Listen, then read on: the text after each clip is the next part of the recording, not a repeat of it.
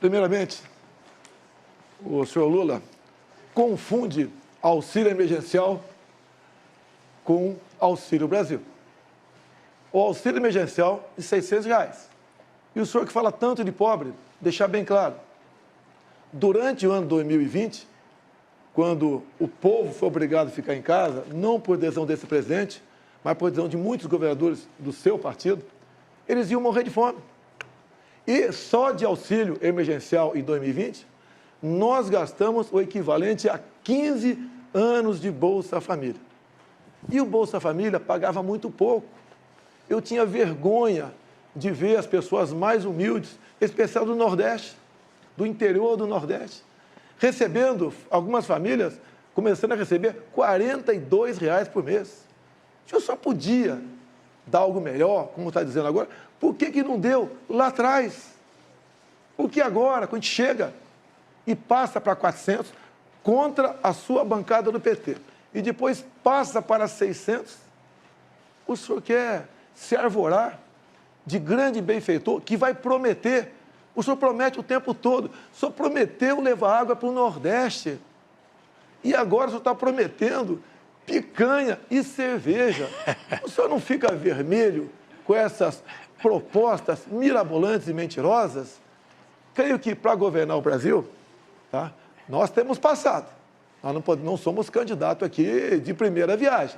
Então o senhor tem seu passado que é lamentável, é triste. Em especial entre os mais humildes, os mais pobres do Brasil. Eu quero falar agora com o pessoal do Nordeste. Quanto era o Bolsa Família? Começava com R$40. Nós triplicamos com o Auxílio Brasil a média do Bolsa Família. Hoje, a dona de casa vai no supermercado e compra realmente algo para levar para casa. No passado, ia com o carrinho vazio. Eu perguntei quantas universidades você fez. Perguntei quantas escolas técnicas você fez. E você veio falar do Bolsa Família. O nosso programa de inclusão social não era só o Bolsa Família. O nosso programa de inclusão social foi a maior política de distribuição de renda que esse país já conheceu para o pobre. Porque era ajuda ao pequeno produtor rural, era 1.400.000 cisternas que nós fizemos para o Nordeste, era o PNAE para levar comida para as crianças mais pobres e a gente comprava do pequeno produtor, além do aumento do salário mínimo de 74%. Mas eu queria voltar à pergunta inicial. Quantas universidades e escolas técnicas o seu governo fez? Senhor Lula, durante a pandemia, 2 anos as universidades ficaram fechadas. Não tinha cabimento você abrir a universidade para ficar fechada. Lula, você não respondeu a pergunta do Josias de Souza sobre o Petrolão. Petrolão foi o maior esquema de corrupção da história da humanidade. O endividamento da Petrobras, com desvio de recursos, com compra de refinarias como Passadina, com o começo da construção de 3 refinarias, uma no Maranhão, outra no Pernambuco, outra no Rio de Janeiro. Não concluiu nenhuma, só ali se enterrou 90 bilhões de reais. Dinheiro, Lula, que você enfiou no ralo e grande parte dividiu com seus amigos. Muitos devolveram centenas de milhões de reais. Lula, a Petrobras se endividou em 900 bilhões de reais. Isso equivale a você fazer 60 vezes a transposição de São Francisco. Lula, responda sobre o Petrolão. Eu vou responder sobre a Petrobras e vou dizer uma coisa para você. A Petrobras tinha uma dívida de 300 milhões e essa dívida foi feita porque a Petrobras precisava tirar o pré-sal de 7.000 metros de profundidade que vocês não acreditavam. E muita gente nesse país dizia que era impossível tirar o petróleo de 7.000 metros de profundidade. E nós conseguimos tirar, e hoje o barril de petróleo colocado em terra é quase que o mesmo preço do barril de petróleo da Arábia Saudita. A segunda coisa é que eu fiz a capitalização da Petrobras de 70 bilhões, foi a maior capitalização da história do capitalismo em dezembro de 2010 e transformei a Petrobras na segunda maior empresa de energia do mundo. E isso permitiu que a gente ficasse autossuficiente. O que acontece é que nós decidimos fazer refinaria, sim. o polo petroquímico de Itaboraí, no Rio de Janeiro, que foi parado. Nós decidimos fazer a refinaria no Maranhão, uma refinaria no Ceará. Fizemos a refinaria de querosene, sabe, no Rio Grande do Norte.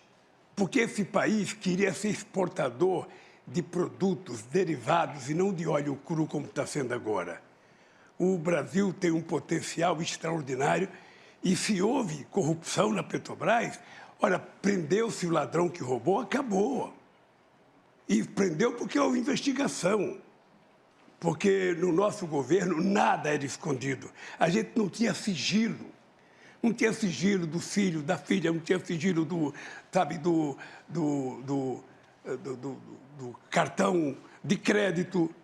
A gente não tinha sigilo das casas, nada, tudo era ali. Era o portal da transparência e era a lei de informação, a lei de acesso à informação, que foram duas obras-primas que o PT criou para que o povo acompanhasse em tempo real a coisa que foram feitas nesse país. Quando você fala em crescimento, você mente o tempo todo. Dá um Google você em casa. Vê quanto foi o crescimento do Brasil em 2015, 2016. Governo do PT. O Brasil caiu na ordem de 7%. Tinha pandemia naquele tempo? Tinha guerra lá fora? Não. Mas tinha corrupção em abundância no Brasil. Em 2020, o mundo todo sofreu com a economia. Falavam lá fora que o Brasil ia cair 10%. Caiu 10%. No ano seguinte, recuperamos. Ou seja, com pandemia, com uma guerra lá fora e com uma crise ideológica, nós ficamos no 0-0 em 2 anos. E em 2 anos você perdeu 7%. Sem pandemia, sem falta d'água e sem guerra lá fora. Há uma diferença enorme entre cuidar da economia com uma pessoa como eu e o Paulo Guedes e você. E para falar economia, prezado Lula, quem vai ser seu ministro da economia? Já decidiu? Ou está barganhando ainda com algum partido político? Quem vai ser seu ministro da economia, Lula? Fala para a gente aqui. Uma coisa, eu falei do meu governo. O governo mais exitoso da história do Brasil. Um governo que tirou 36 milhões de pessoas da miséria absoluta. Um governo que colocou 42 milhões do povo brasileiro a um padrão de consumo de classe média. O governo que faz mais universidade na história do Brasil. O governo que mais colocou jovens. Nós pegamos o Brasil com 3 milhões e meio de jovens na universidade, deixamos com 8 milhões de jovens na universidade. O Brasil tinha 140 escolas técnicas, nós fizemos 422 escolas técnicas. Ou seja, nós aprimoramos porque nós tínhamos o melhor ministro da Educação do Brasil, que era o companheiro Fernando Haddad. O melhor ministro da Educação, que fez do Fundeb. O orçamento da educação subiu 160% no nosso governo. A gente criou o piso salarial dos professores, porque esse país estava dando um salto de qualidade. O Brasil era a 12ª economia do mundo, chegou à 6ª economia do mundo. Eu não sei se o adversário meu se lembra, eu era o único presidente do Brasil, da história do Brasil, convidado para toda a reunião do G8 e convidado para 2 reuniões do G20. E por que a gente era convidado? Porque tinha uma coisa que a gente cuidava que você não cuida, que era a questão do clima. Foi no nosso governo o menor desmatamento da Amazônia. Foi no nosso governo. E o seu é o maior todo ano. Vocês estão brincando de desmatar. Vocês estão brincando de abrir cerca, vocês estão brincando de derrubar árvore, vocês vão ver o que vai acontecer com o comércio brasileiro. Porque o brasileiro do agronegócio, que é sério, aquele que quer ganhar dinheiro, aquele que quer exportar, sabe que não pode invadir a Amazônia. Então, nós vamos ganhar as eleições para poder cuidar da Amazônia e não permitir que haja invasão em terra indígena, em garimpo ilegal e muito menos alguém querer plantar milho, soja ou algum outro produto no lugar que nos pode plantar. Nós temos 30 milhões de alqueires de terra degradada que pode ser recuperada para plantar o que quiser no país. Então, eu queria que você explicasse um pouco o desmatamento da Amazônia, da forma irresponsável que está acontecendo agora no seu governo. Então fica aqui que eu explico. Tá bem. Pode ficar aqui? Pode. Dá um Google em casa aí. Desmatamento, 2003 a 2006. 4 anos do governo Lula.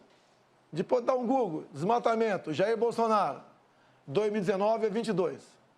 No seu governo, foi desmatado mais do dobro do que no meu. Dá o Google em casa. Deixa ele falar Dá uma o Google, coisa. não, deixa eu terminar, Lula. Dá o Google em casa. Você desmatou 2,5 vezes mais do que no meu governo, Lula. Você fala em economia, eu peguei o Brasil endividado, quebrado contigo, roubalheira. Agora, esse ano, o Brasil passou da 13ª para a 10ª economia do mundo. E mais ainda, quando você fala em educação, quem foi que deu o maior reajuste aos professores do Brasil? Você está olhando para ele, Jair Bolsonaro, 33%. Isso é tratar com dignidade os professores. Acabou? Acabou? Vamos lá. Eu vou lhe falar uma coisa. Pode dar um Google, pode dar o que você quiser, você vai perceber que quando eu ganhei as eleições, tinha um desmatamento de 27 mil quilômetros. Caiu para 4 mil quilômetros. O Brasil participou da COP15 em Copenhague, participou do Encontro de Paris, em que o Brasil era elogiado porque o Brasil era o país que menos desmatava e que mais cuidava da questão ambiental. Não existiu nenhum governo que fizesse o que a gente fez na questão ambiental. E agora nós vamos fazer mais, porque nós vamos fazer com que, sabe, a agricultura de baixo carbono possa fazer com que o Brasil receba, sabe, quem sabe, muito dinheiro da União Europeia e de outros países por conta do sequestro de gás de efeito estufa que nós vamos fazer preservando a Amazônia, coisa que você não sabe. Nós vamos tentar fazer da biodiversidade da Amazônia uma forma de enriquecimento daquele povo da Amazônia, de quase 30 milhões de pessoas que moram lá, e não desmatar e não desmontar como vocês estão fazendo. Destruição. Essa é a palavra, destruição. Invasão de terra indígena, garimpo ilegal, coisa que nós vamos proibir. O nosso governo não vai ter. Aliás, eu vou te dar uma novidade. Eu vou criar o Ministério dos Povos Originários. Esse país vai ter o Ministério dos Povos Originários. Os indígenas vão indicar o ministro nesse país. Quanto mais ministério, melhor, né?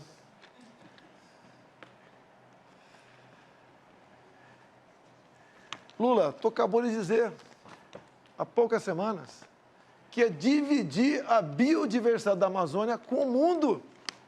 Você já está se curvando ao mundo.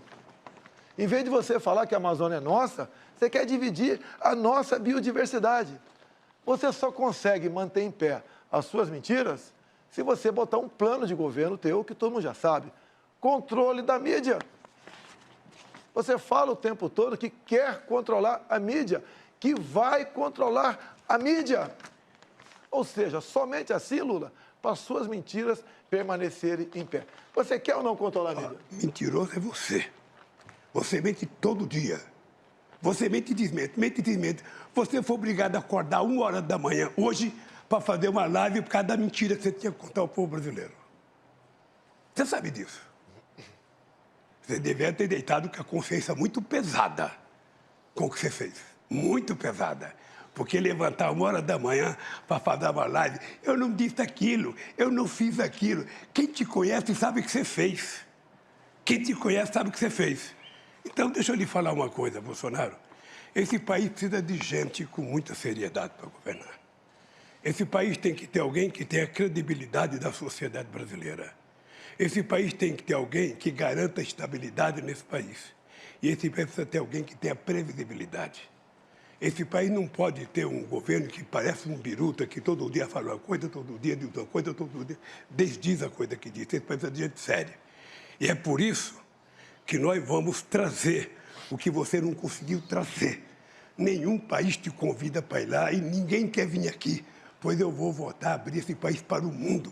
O que nós vamos fazer é fazer a da Amazônia, nós vamos fazer acordos para pesquisar a riqueza da biodiversidade da Amazônia em bem do povo brasileiro e em bem da humanidade. Porque nós precisamos compartilhar o conhecimento científico com outros países para que a gente possa explorar corretamente a Amazônia. Então, Bolsonaro, você sabe o que nós fizemos. Você, sinceramente, sabe que você colocou um ministro que desmatava tudo e dizia que era para abrir a cancela para entrar boiada. Você não teve o menor respeito pela Amazônia, o menor respeito. Ou seja, para você o que vale é os caras quebrar, desmatar, invadir, plantar. Sabe? O homem de negócio sério não invade. Eu digo para vocês, o verdadeiro o homem do agronegócio não invade. Quem invade é bandido. Quem invade está transgredindo a lei e isso vai acabar. Isso vai acabar. Não tem conversa mole.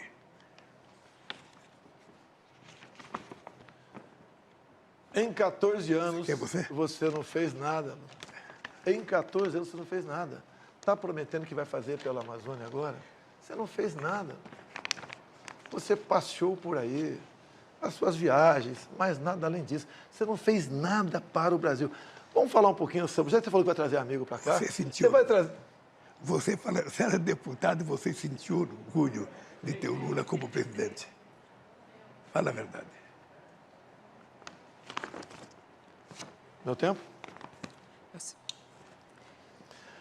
Vamos falar dos seus amigos? Vamos. Daniel Ortega? Vamos. Ortega? Vamos É seu falar. amigo, não é? Vamos falar. É Ortega seu amigo? Vamos falar. É seu amigo Ortega? Faz a pergunta. É, Faz ele te cumprimentou quando pergunta. tu foi para o segundo turno aqui. Faz a pergunta. Ele lá está prendendo padres, expulsando freiras, fechando canais de TV como a CNN, de TV e rádio católica. Ele acabou de proibir a comemoração do Dia da Bíblia, proibiu procissões, fechou o país, um desrespeito com as religiões. E você o trata como amigo? Diz que isso compete a ele e nós não podemos fazer nada? Outro amigo teu, Lula, quando eu falei na ONU que estava de portas abertas para receber freiras e pazes da Nicarágua, o teu outro amigo, Petro, da Colômbia, ocupou a tribuna e pediu a descriminalização da maconha, ou melhor, da cocaína, o que é mais grave ainda. Lula, esses são seus amigos aqui no Brasil, são chefões da comunidade. Não é o povo do Complexo do Alemão, não. O povo ali é decente, é ordeiro, é trabalhador. Você é amigo da minoria, pessoal do CPX e dos traficantes. E você agora é amigo também de Ortega e Petro, que pede a descriminalização da cocaína e que prende padres e freiras. É isso mesmo, Lula? Fala sobre o teu amigo aqui.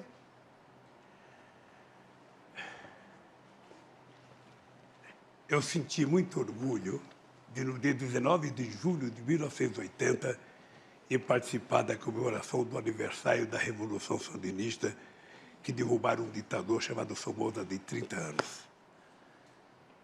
Agora, o regime político da Nicarágua é uma coisa que depende deles, e o Daniel Ortega sabe, você sabe, o Chaves sabe, todo mundo sabe, que se eu quisesse acreditar em mandato perpétuo, eu teria aceito o terceiro mandato quando me propuseram.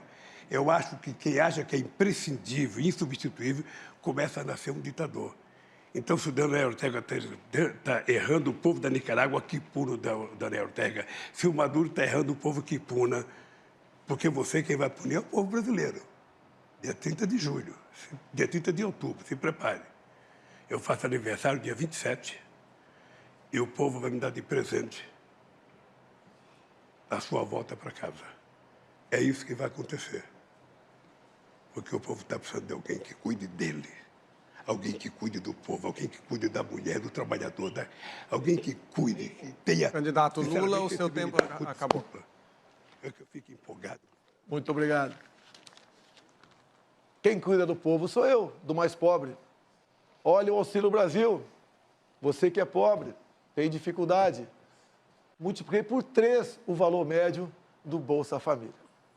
Agora vamos falar de fé, de religião, de liberdade. Ele assinou a Carta da Democracia e é apaixonado por Ortega, por Maduro, pelo falecido Fidel Castro, entre outros ditadores. O círculo de amizade dele aqui nas comunidades não é o povo trabalhador, são os traficantes. Olha a preocupação que nós temos. O que tem de comum entre Lula, Ortega,